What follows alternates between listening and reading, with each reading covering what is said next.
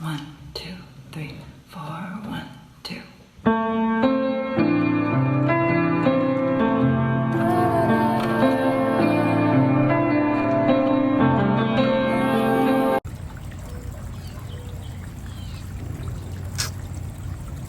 This is fun. I didn't bring the book. Okay, I'm already getting hot, so I'm gonna have to like hurry this video along. And also the sun is setting, so the lighting might change. I don't know. So I already filmed the intro for this YouTube video.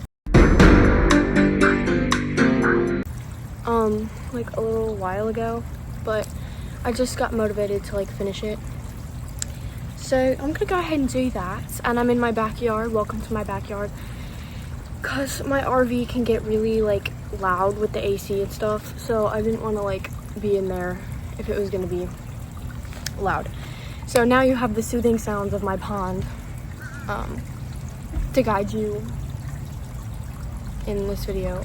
I'm scared. I don't like to like be outside, like people can see me.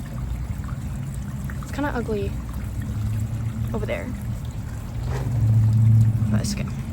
So, welcome back.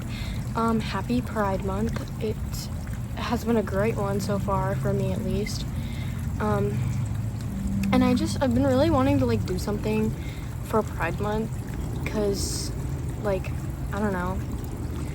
Cause you know you gay and stuff. We gay month cause you know you gay and stuff. Okay. So yeah, I decided to make a video about all of my favorite like queer pieces of literature and movies and stuff. I could make like a whole other one about like shows and stuff, but I decided to just do my favorite books and movies for now, because I don't know, it's just like better, I guess. And I have that like easily available to me. I don't want to go through every show that I've watched ever like before. So it's hot out, guys. It's like 90 degrees outside. Okay, so I'm gonna start with books because that's what I have right here in front of me. And these are not like, I wouldn't say that these are like classics.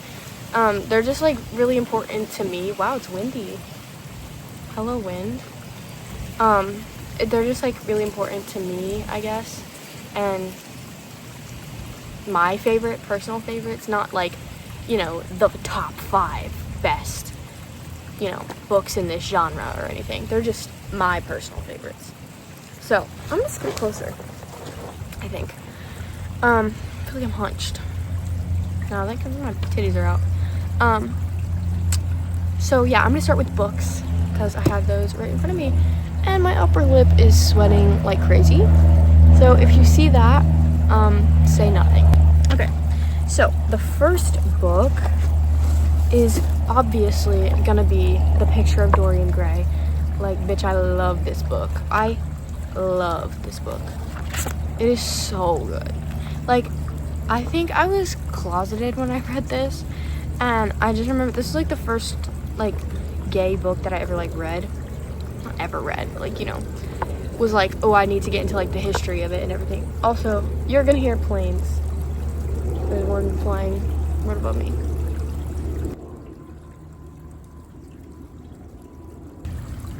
Yeah, I live right by an airport, so you're gonna hear planes. Sorry. I don't know why I did that. Okay, so yeah, this was like one of the first ones that I read, and I remember loving it so much because it's like a gothic book, and like I love gothic books, but also it's just like the language that Oscar Wilde uses in this book is just like beautiful. Like, I don't even know how to explain it. It's just so good. Like, his language, his words, and his descriptions of things they're just stunning. Like, you have to read this book if you like classics, if you like anything. And also, I really want to read the uncensored version of this because I know it's like different to this, but like only slightly. But I really want to read the uncensored version, which was like the version that they couldn't publish because it was like too gay.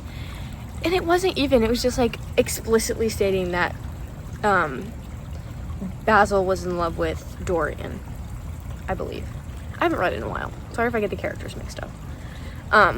And they had to like cut it out because the publishers were like, no, you can't like literally publish that like for people to see, because that's like fucking gross. So yeah, I love this book. Let's see if I have anything like fun underlined. Like okay, spoilers incoming. The murder at the end, like it's just described in such a beautiful way. I just can't explain it. And like, I don't know, I just love the language that he uses. Let's read this. You have a curious influence over me. If I ever did a crime, I would come and confess it to you. You would understand me. You filled me with a wild desire to know everything about life. Ooh, this is a good one. I am jealous of everything whose beauty does not die. I am jealous of the portrait that you painted of me. Why should it keep what I must lose? How sad it is, I shall grow old and horrible and dreadful, but this picture will remain always young. So good. Oh, this is so good. Time is jealous of you and wars against your lilies and your roses. Live the wonderful life that is in you. I was dominated, soul, brain, and power by you. You became, to me, the visible incarnation of that unseen ideal whose memory haunts us artists like an exquisite dream. I worshipped you. I grew jealous of everyone to whom you spoke. I wanted to have you only to myself. I only knew that I had seen perfection face to face and that the world had become wonderful to my eyes. Too wonderful, perhaps, for in such mad worships there is peril. The peril of losing them, no less than the peril of keeping them. Hello? That's really good. I need to reread this low-key. This is a great book. I think I gave this like a 4.5 stars or maybe even 5 stars. It's just perfect. Oscar Wilde is like one of my history like hyperfixations. I love Oscar Wilde. Who is yelling? Who is screaming? Boy. Yeah, Oscar Wilde is like one of my history fixations. Like literally, I just love him so much. I watch so many YouTube videos about him. I read about him all the time. I have to read his other books. I want to read or not, I think this might be the only novel that he's published. But I really want to read De Profundis, which I think is a love letter. And I really want to read his trial bad, like his trial for when they put him in jail for being gay. I want to read it so bad because he was just like such a fucking like sassy ass bitch. My next one is gonna be Orlando by Virginia Woolf. Virginia Woolf is my queen, like literally. I love Virginia Woolf to like an extent that is concerning. And I've read most of her books, I think. Maybe not. Maybe I've only read like 3. I don't know. I don't even know how many she has like in total. But this was like one of the first ones that I read, and I remember being so excited to read this because the precipice is just so interesting. Because it's about a boy named Orlando who's like in Queen Elizabeth's court, but then he like dies and is visited by these like muses type people, and then he like gets reincarnated as a woman. And it's like, at first I thought it was interesting because on the back of this book, on the back of this one, it reads, Orlando's journey is also an internal one. He is an impulsive poet who learns patience in matters of the heart, and a woman who knows what it is to be a man, which is like a really good description, I guess. And it's just like, this book, well, it can be boring sometimes, but to me it was like such an interesting exploration of the perception of gender at the time. Like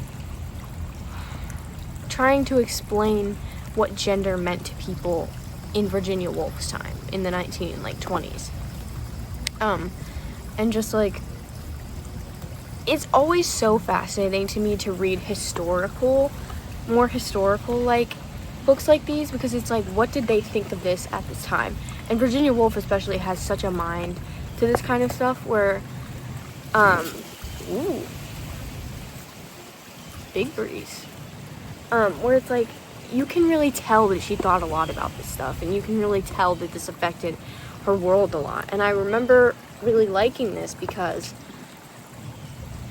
it's just such an interesting like switch of, not only is it an exploration of one person's identity as it changes over time, but how that identity might also be connected to gender. Not because identity is a thing by itself, obviously, but it's also deeply connected to a gender, to a sexuality, to the physical nature of that person's like identity.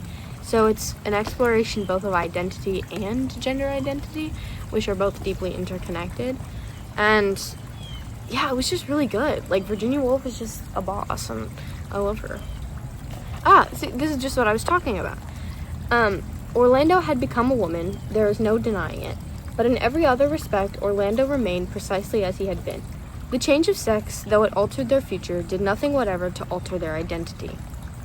So yeah, it's just really fascinating. I might have given this, like, maybe a 3.5, maybe a 4, just because, like, old writing can be boring, but again, it's interesting when you put it into historical context, and it's more interesting to read such a lovely, lovely author that is very beloved to me. Okay, next. Carmilla by Sheridan Le Fanu. Guys, Carmilla, like, changed my life, like, low-key. And what's so fascinating about this book is that, like, it was written because... Okay, let me explain. This book is about a vampire, a woman vampire, who, like, invades this young girl, teenage girl, and her father's, like, countryside estate, almost, and she kind of stays with them, and ultimately we realize that she's a vampire, and she's very, like, seducingly turning the other girl into a vampire. I think her name is... What's her name? Laura. And Carmilla. Carmilla is the vampire and Laura is the girl. And it's, like, just very erotic, very, like, very sexually charged vampirism, if you know what I mean. Between two girls, obviously. And this was written in, 1871, I think, or 1872. And this book predated Dracula by 26 years. That's a lot. And Bram Stoker actually got the idea for Dracula from this book. But what's fascinating to me about this book, and what I love very, very much, is that it was meant to be, like, scary because it was between two girls. And because I remember reading this and being like, nothing's really happening. She's just, like, sucking her blood like a normal vampire does, and they don't really, like, you know, it's not, like, super scary or super gory or, like, anything like that. It's just, like, a very chill vampire book. But then once you realize, you read more and you're like, the thing that's supposed to be scary about this is because it's between two girls, because it's homoerotic, and it's not, like, that's what's supposed to be scary about it, because people were so afraid of that at the time that even just the idea of that paired with the vampire thing is just, like, it was enough to be, like, a horror novel back then. And I think that's what's so fascinating, because by today's standards, it's kind of a boring book, because, like, nothing really happens, and it's just like, oh yeah, okay, these two girls are, like, in love, I guess, ish, and it's, like, toxic relationship, and, like, you know, who gives a fuck? But when you, like, look at it and you're like, wow, I can't believe people, like, thought that this was scary just because it was, like, gay. That's crazy. I love this book. It's so good. Like, not only is it interesting historically, but, like, it's just good writing, like, low-key. And when you're not afraid of homosexuality, like, it's just a good book, you know? I don't know if I highlighted anything in this. I don't think that I wrote in it. But this is a great book. I love this cover, too. My girlfriend has a better cover, though. She has, like, a prettier one. But it's really nice, anyway. Love this book. Okay. Oh, I think I rated this probably, like, a 4 stars. It's pretty good. It's great, actually. It's a great book. I don't know why I said pretty good. Okay. So, I think you might be able to guess what's next on my list, because it's a pretty popular book. And I think everybody knows about this book, probably. It's a little something called The Song of Achilles by Madeline Miller. Guys, this book is hyped up a lot on like Book Talk and whatever, but this book is like actually good, like genuinely. I think I read it like twice or maybe 3 times, as you can tell. And guys, like, it's just like so good. If you haven't read it, please read it. But though I doubt like anyone that's watched this video hasn't read the book because it's like super popular.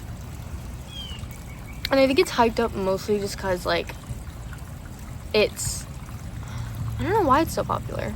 I guess it's so popular. Actually, I do know why it's popular. It's so popular because it's so well written and so beautifully crafted and such an imaginative take on the Odyssey. I think it's what it's based on. I don't know. I've never read the Odyssey. I don't read like the Greek classics or anything. I should. I want to, but I haven't yet.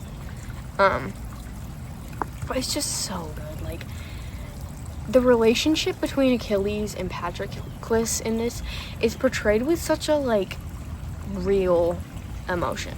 You know, it's not like this glamorized thing. It's real, and you can see like both of their flaws, but you can also see both of their strengths and how they like interact with each other based on those things.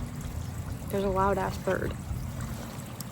I don't have to tell you why I like this. I think that it's pretty obvious. It's just a great book, like, all around. Donna Tartt said something about this book. What'd she say? Captivating, carries the true savagery and chill of antiquity. Antiquity, if you know what I mean. Sorry.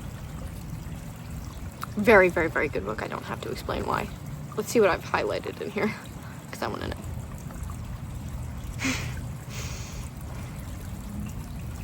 I just opened up to a sad part. She cannot see us here, if you know what I mean. I don't like this book. I will never leave him. If it will be this always, for as long as he will let me. If I had words to speak such a thing, I would have. But there were none that seemed big enough for it to hold that swelling truth.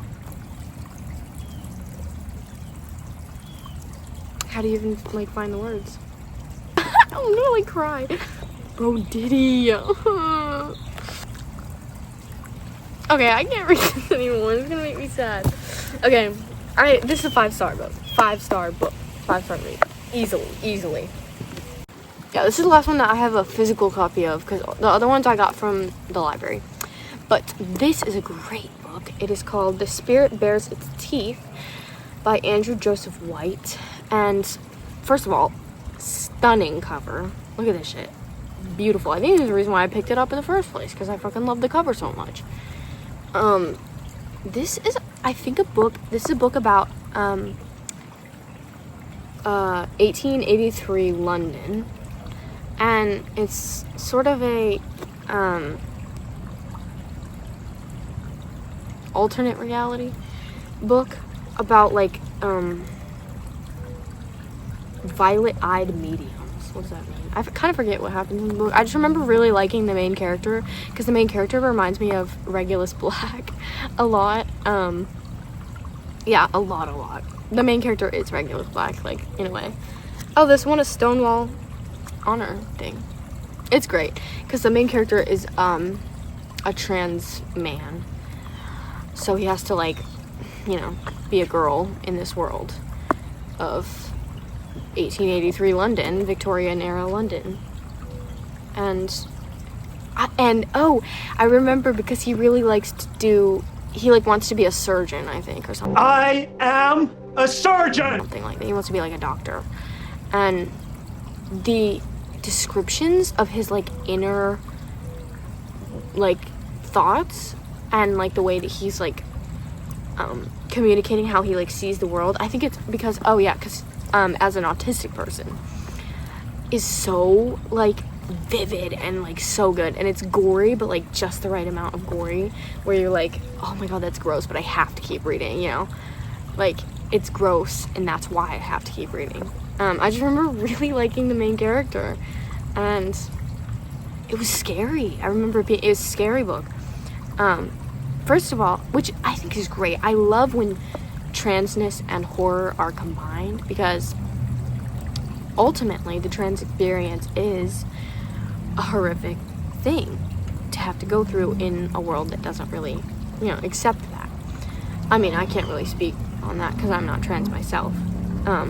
But, when, I guess just the idea of queerness and horror in a whole combined is just like, it's always gonna get me. It's always gonna get me because, like, both of those experiences, queerness as an experience is horrific and can be horrifying for the person that's experiencing it. So it's just, I don't know, it's such a niche, like, genre, but it's perfect every single time. Perfect.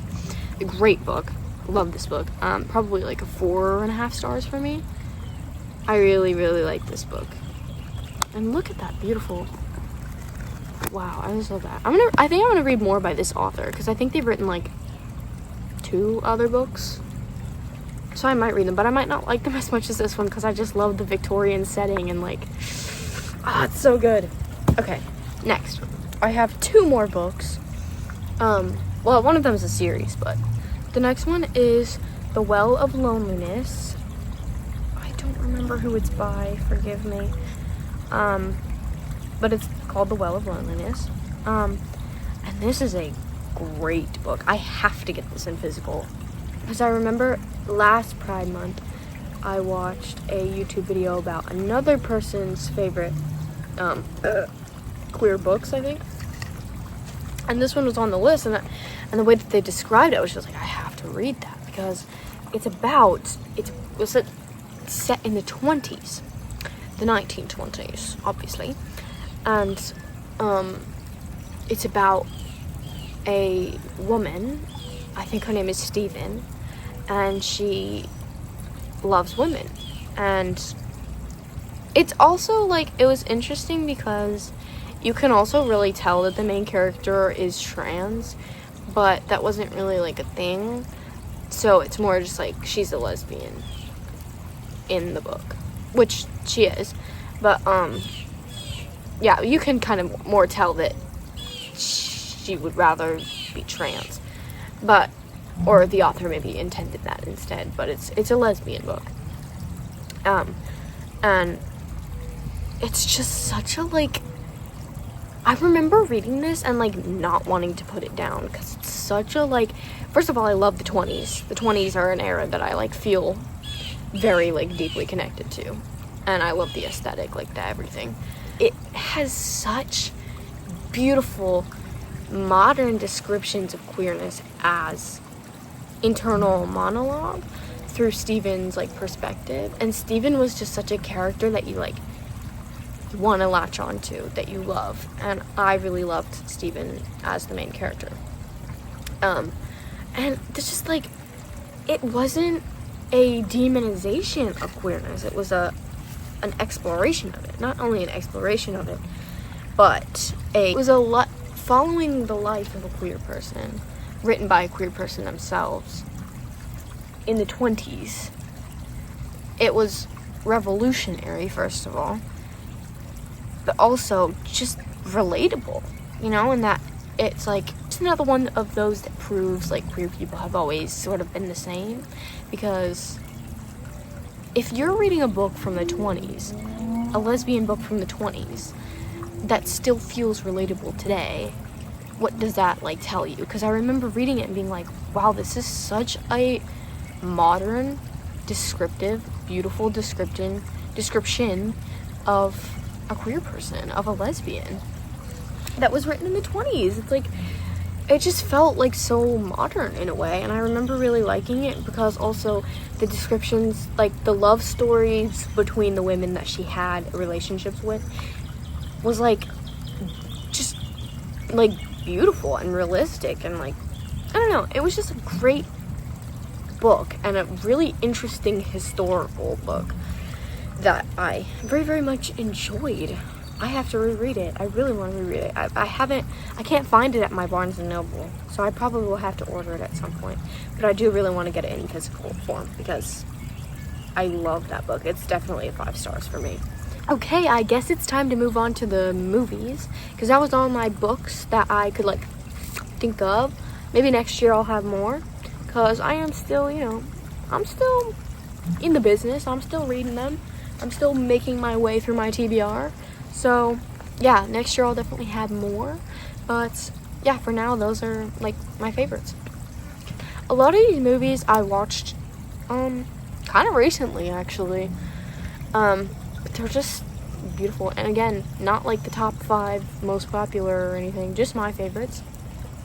So the first one is going to be Paris is Burning. I fucking love this movie. I watched it like a month ago, literally, but it's like top of my list. Like, first of all, it's not really a film, more of a documentary.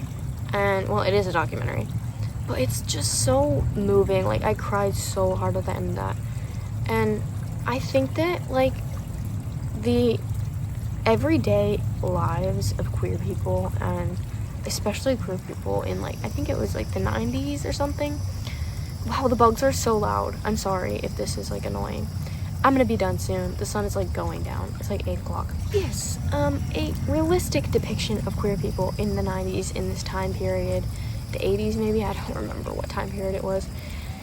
It's just so important because it makes you realize, like, again, like, we've always been the same. Like, we've always done these things and had this community. And I think that was like my favorite thing about it, is seeing how this community interacted with each other and how they had these very, very close friendships and very, very close, almost familial friendships. Like they were saying, like the children and the drag mothers and the children. And it was just like, you know, that sense of community is what makes us like who we are. And that's why we have Pride Month today, is because community is what holds us together. And so it's just a really good movie.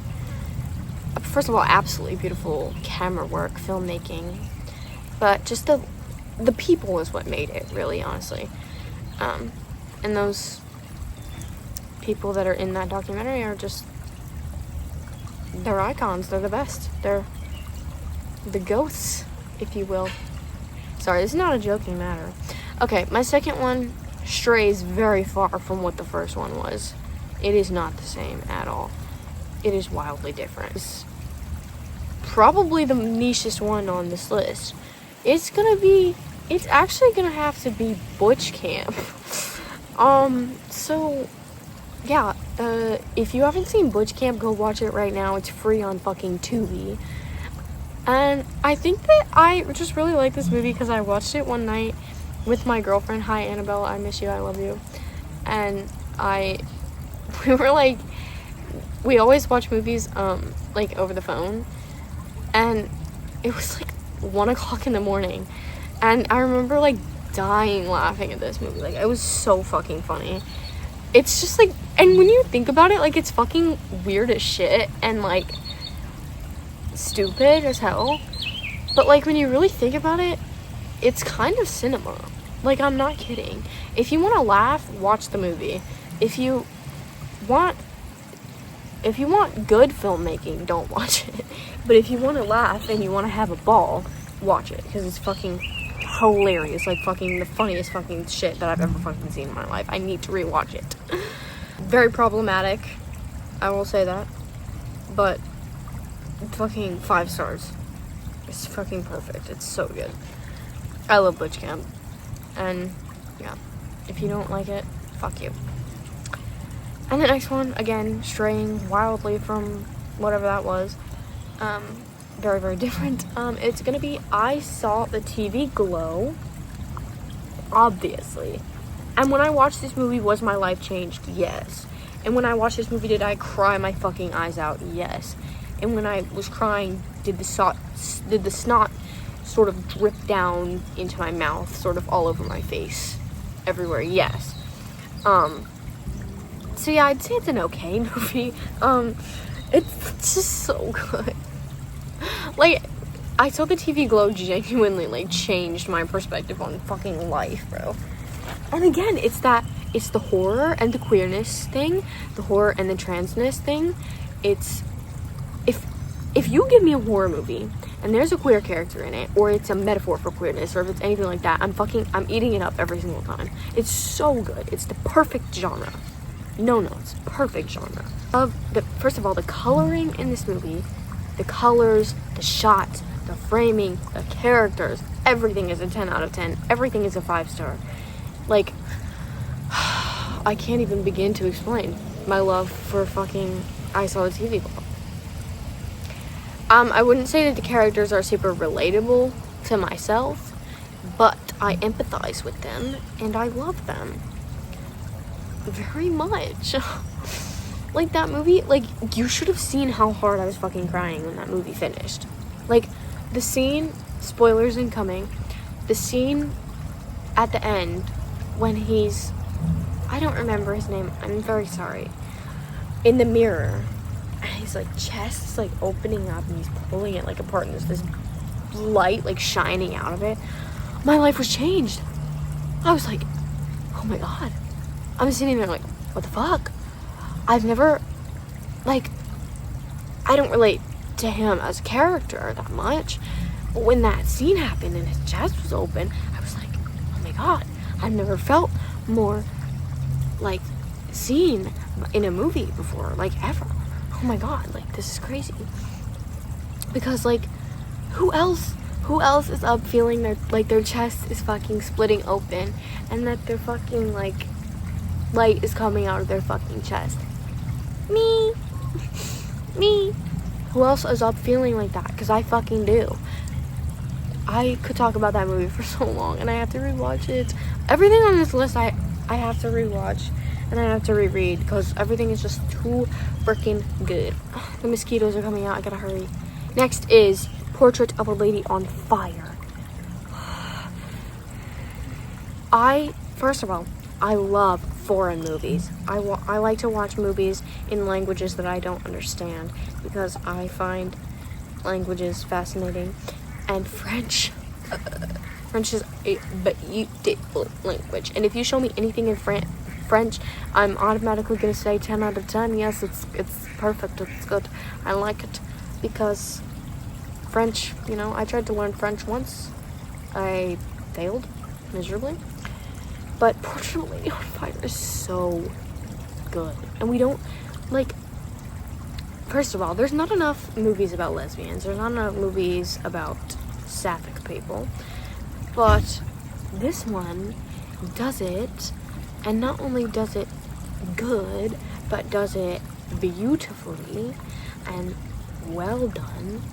And realistically, like, oh my god, it's so good.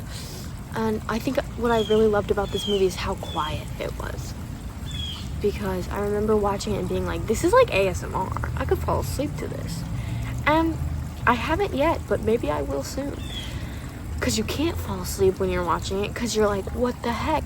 I have to focus on this because it's so freaking good. And yeah. It's so good. I love every single shot in this movie. It looks like a painting. Every single shot is beautiful. It's realistic. It's beautiful. It's charming. It's funny. It's whatever. It's everything. Everything. The next one is kind of a turn from that as well, but also another sapphic movie. / movies, I guess. And that is gonna be the Fear Street Trilogy. The Fear Street Trilogy. I first watched this in my hometown with my cousins, and it's scary, but it's so good. My favorite is definitely the 1666 one, because I just like, you guys, like, you know that I like historical stuff, and that's like the most historical one. But first of all, the soundtrack to both the 90s one and the 70s one, impeccable. The soundtrack is like, I literally have a playlist that is the soundtrack of that movie, and I listen to it all the time because the music from that movie, or the movies, is just so good. The 1666 one is my favorite because I love witches, and I love the witch trials. They're so good. And like, I'm not super like into super like gory movies that are just like, they're made to be like thrillers, like slashers, and they're just made to like be bloody and like gory and stuff. I'm not super into that. But this one does it in a way that makes me feel like it's not meant to do that. You know, it's meant to, the plot is more important. The gore just sort of comes with it. But it's just like too good. And I'm not gonna talk about whatever the prom queen one is. I don't give a fuck. I didn't watch it. I heard it was terrible. And I'm never gonna watch it. I only care about the first three. Because they're perfect and they're beautiful and they're the best. And 1666 is the best one. And I will not shy away from that opinion. Sorry. But my second favorite one is obviously the 70s one. It's just perfect in every single way. And the next one is kind of the same tone as that. Another sapphic movie, yes. Bottoms. I think we all know that every single lesbian has to watch Bottoms at some point in their life. And I think that Bottoms is like the only movie that I've ever I don't think I've ever laughed at a movie more. That movie is so funny. Like I know it's supposed to be funny or whatever, but I don't really laugh at TV shows or movies a lot. I have a very specific sense of humor, I think. And this just gets me every single time. It's fucking hilarious, and I literally laugh out loud when I watch that movie. It's just so good. And it's obviously not a realistic, or it's not realistic. We all know that. But it's also not taken super seriously. It's not one of those queer stories where it's we have to take it seriously before we offend people or something. It's it doesn't take itself too seriously, and that's what's great about it, because you can just laugh, and it's perfect. It's perfect in every single way. 5 stars, perfect every single time. Thank you to Lucy and Annabelle for introducing me to that movie, because it's the best movie ever. The next one is actually gonna be Thelma and Louise.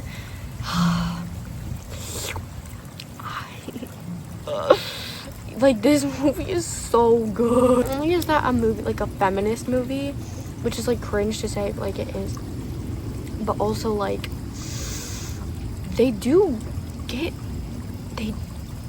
have a little kiss at the end, and it is actually kind of life-changing, because then they just, spoilers, then they just drive off the hill, and it's have I ever seen anything better than this? I don't really think I have, but I mean, I don't know. 5 stars.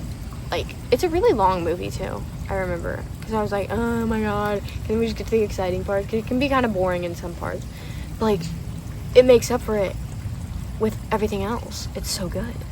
It's perfect. It's beautiful. And the fact that it was made in the 80s or the 70s or something, I love that movie. Okay, I have to finish up because I think it might rain. But yeah, thank you so much for watching. Happy Pride Month. Be who you are for your pride. And all the best love to every single person watching this video. And thank you for, deciding to click. I'm sorry. And take care of yourself. Love yourself. Be kind to yourself. Be kind to other people. Happy Pride Month. I love every single gay person on this planet. I don't even care. Every single gay person, I love you. And, yeah. Those are my favorite queer books and movies for Pride Month. Okay, bye!